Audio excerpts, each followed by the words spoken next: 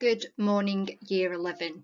Today we are going to look at the opening section of A Christmas Carol because that is what your next assessed piece is going to be on over the next 2 weeks. So today's big question is, how does Dickens characterize Scrooge upon his introduction?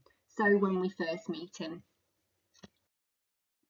So some key learning and terminology today. We're going to be looking at 2 words. The first word is misanthropic. Okay, misanthropic. So the definition of that word is hating or disliking mankind. So an example of that word in a sentence is, many agreed that his behaviour was misanthropic. Or example 2, it was difficult to identify whether his actions were misanthropic or if he was simply unaware of how he came across to others. Our second word today is the word redemption. Now this is a religious word and would have been particularly relevant in Victorian times as we were largely a Christian society. The definition of this word is salvation from sin. So we've got 2 examples here. The first is her confession was the final act of her redemption, and the second is it was the promise of redemption to even the most hardened criminals that was most shocking to the audience. So often in literary text, the characters are often in search of redemption or undergo a journey, like Scrooge does, that leads to their redemption. So this is a famous painting from the Victorian times. And what you can see here is that London was clearly a world of 2 parallels, poverty and wealth. In fact, poverty and wealth is the name of the painting. So the poor and the rich lived side by side, but they had very different life experiences. So Dickens basically took kind of this concept of this painting where these poor people on the right hand side are queuing up for food, while the rich have servants doing that for them. And in A Christmas Carol, Dickens wanted to contrast the suffering of the poor with the selfish greed of the rich.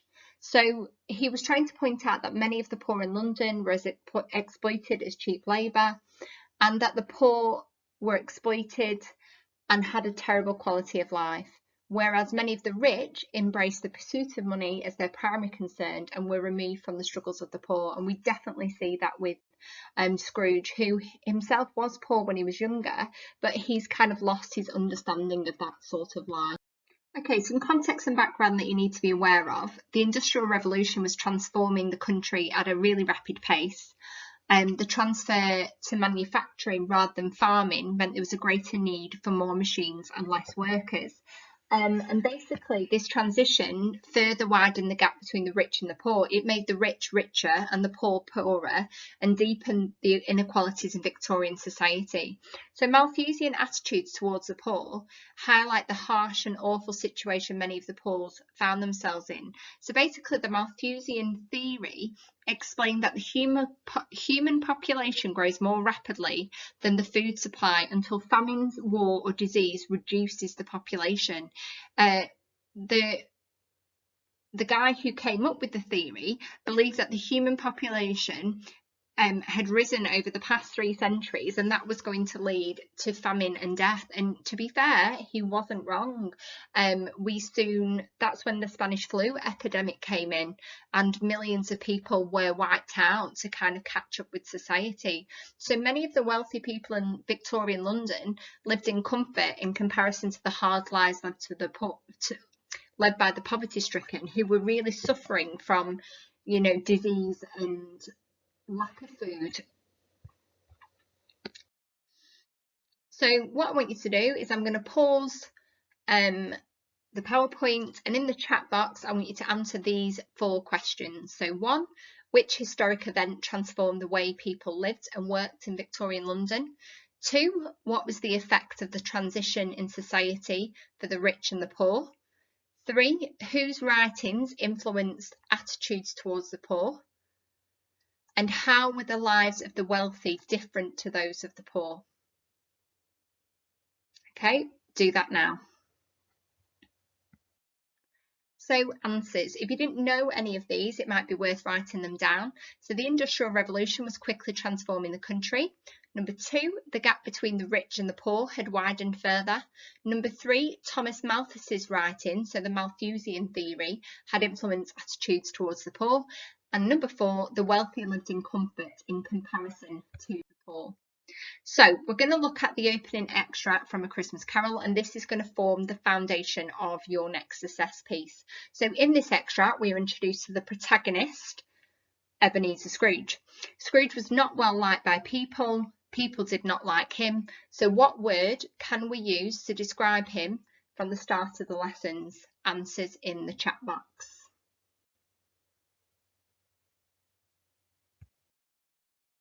Okay.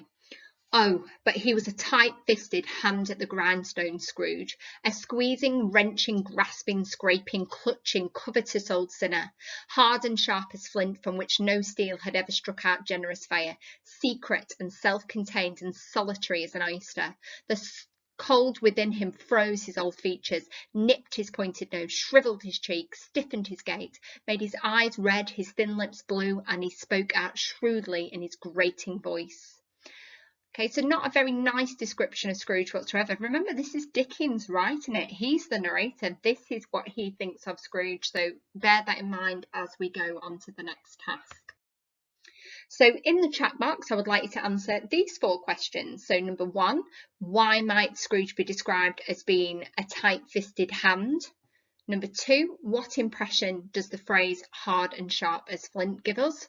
Number 3, what impression does the phrase solitary as an oyster give us? And number 4, what do the words describing Scrooge's physical appearance have in common? Okay, 5 minutes, answers in the chat box, go. Okay, so the answers that you could have had, the phrases tight-fisted might suggest Scrooge is a greedy man. Number 2, the phrase hard and sharp suggests Scrooge is harsh. Number 3, solitary as an oyster suggests Scrooge is isolated and alone. And number 4, the words describing Scrooge convey a sense of cold. Okay, so why did Dickens write A Christmas Carol? So Dickens saw that the poor were being exploited by the wealthy, by people like Scrooge. So as you know, first impressions count, and I want you to think about why Dickens presented Scrooge this way in the opening of the novella. This will form the basis of your next assessed piece. Okay, so today's exit ticket is this. How does Dickens characterise Scrooge upon his introduction? So what sort of impression do we get from Scrooge in our first meeting of him? You're going to spend 15 minutes writing a short what, how, why paragraph in response to this question, and you are going to upload that response to the assignment section on Teams. You will see that task there now. You may wish to mention your initial impression of Scrooge, the narrator's, Dickens's opinion of Scrooge, the imagery Dickens uses to describe Scrooge.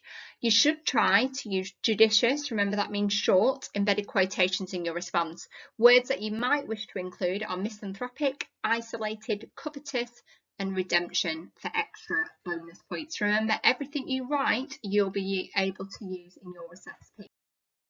So, just in case you're a little bit stuck, here's an example of a what, how, why response that I've pre-prepared for you. So Dickens's characterisation of Scrooge presents him as both isolated and lonely. The simile of solitary as an oyster, which might suggest he is misanthropic, but also may indicate the consequences of his grasping and clutching for money. So what I've got going on there is I've got a what, simile, I've got my how, my short judicious quotations, and I'm saying why the writer might have chose those things. What do those quotes tell me about the character of Scrooge? Although the imagery of the oyster implies a hardened exterior, Dickens might also be suggesting there is something of value within Scrooge, a pearl perhaps, a nugget of goodness. The fact that he is described as a covetous sinner suggests that Scrooge is a man in need of redemption. This introduction leaves a general impression that Scrooge is not a moral man, which might explain why he's alone. So that last bit there is my effect on the reader. How is this perceived by the reader? Okay, so what I want you to do now is I want you to head straight to the assignments tab, and I want you to have a go at that question. Good luck.